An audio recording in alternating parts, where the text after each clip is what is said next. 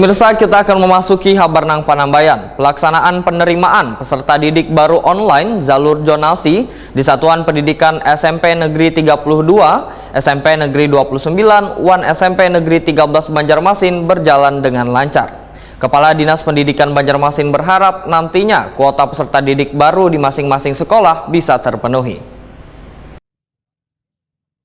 Pelaksanaan penerimaan peserta didik baru online jalur zonasi di Satuan Pendidikan SMP Negeri 32, SMP Negeri 29, dan SMP Negeri 13 Banjarmasin berjalan lancar. Kepala Dinas Pendidikan Banjarmasin Nuryadi Wetakuni Prima TV di sela-sela memantau PPDB besokan Kamis 15 Juni 2023 memadahkan penerimaan peserta didik di sekolah yang terletak di kawasan pinggiran kota berjalan lancar. SMP Negeri 13 menerima peserta didik baru sebanyak 135 orang untuk memenuhi 5 rombel. Sedangkan SMP Negeri 29 dan SMP Negeri 32 hanya menyediakan 3 rombel. Sedangkan untuk siswa yang mendaftar di masing-masing sekolah tersebut hanya 70 orang. Nuryadi berharap kuota peserta didik baru di masing-masing sekolah bisa terpenuhi.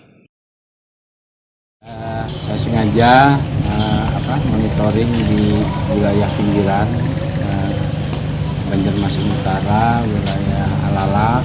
Jadi tadi SMP 32, SMP 29, dan ini SMP 13. Nah, pada kenyataan memang masih harapan, ya, kecuali di SMP 13 ini sudah hampir mendapatkan siswa 135. Kalau di 29 tadi ada sekitar 70, ada di 32 tadi sekitar 35. Nah, jadi ya belum memenuhi syarat. Nah, harapan kami pada masyarakat, ini kan hari keempat ya pendaftaran siswa baru, hari 3 kemarin lewat prestasi, afirmasi, dan zonasi sekarang ini.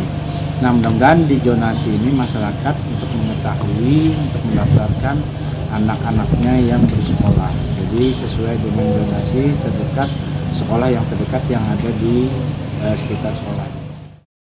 Nuryadi menambahkan, Dinas Pendidikan Banjarmasin memberikan kelonggaran bagi setiap sekolah untuk membuka penerimaan peserta didik baru melalui jalur offline sebanyak 5% dari jumlah kuota siswa, sehingga calon pendaftar dari luar kota bisa masuk ke sekolah yang diinginkan asalkan sesuai dengan syarat yang berlaku.